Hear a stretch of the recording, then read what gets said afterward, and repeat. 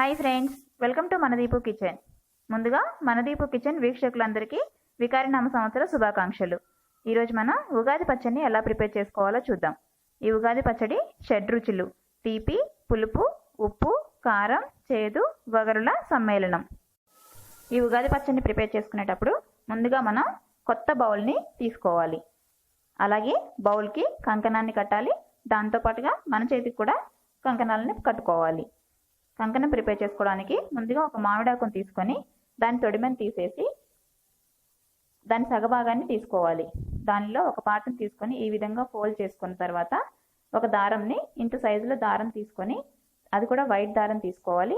ఆ వైట్ దారంకి మిడిల్లో మనం ముందుగా ఫోల్డ్ చేసుకున్న మామిడాకుని ముడేసుకోవాలి. ఈ విధంగా టై చేసుకున్న తర్వాత కొంచెం చిటికెడు పసుపుని తీసుకొని ఆ చిటికెడు పసుపుని కొంచెం తడిపి మనం తీసుకున్న వైట్ దారంకి అప్లై చేయాలి. ఈ విధంగా పూసుకుంటే సరిపోతుంది. ఇలా ప్రిపేర్ చేసుకున్న కంకణాన్ని ముందుగా మనం తీసుకున్న బౌల్కి కట్టుకోవాలి. ఈ విధంగా కట్టుకున్న తర్వాత అదే బౌల్కి 3 చోట్ల కుంకుమ బొట్టును కూడా పెట్టుకోవాల్సి ఉంటుంది. ఇప్పుడు నిమ్మకాయ సైజ్ అంతా కొత్త చింతపండుని 10 నిమిషాల పాటు నానబెట్టుకొని దాన్ని గుజ్జు తీసి ఆ గుజ్జుని మనం తీసుకున్న బౌల్లో యాడ్ చేసుకోవాలి. వీలైనంత వరకు చిక్కగా గుజ్జుని తీసుకోవాలి. దీనిలోనే 2 టేబుల్ స్పూన్ల బెల్లంని కొద్దిగా మెత్తగా చేసుకొని దానిలో యాడ్ చేసుకోవాలి. 1/2 టేబుల్ స్పూన్ సాల్ట్ సరిపోతుంది. సాల్ట్ని యాడ్ చేసుకోవాలి. కొద్దిగా కారం, దానిలోనే ఒక మామిడికాయని ఈ విధంగా చిన్న చిన్న పీసెస్గా చేసుకొని ఆ మామిడికాయ ముక్కల్ని కూడా యాడ్ చేసుకోవాలి.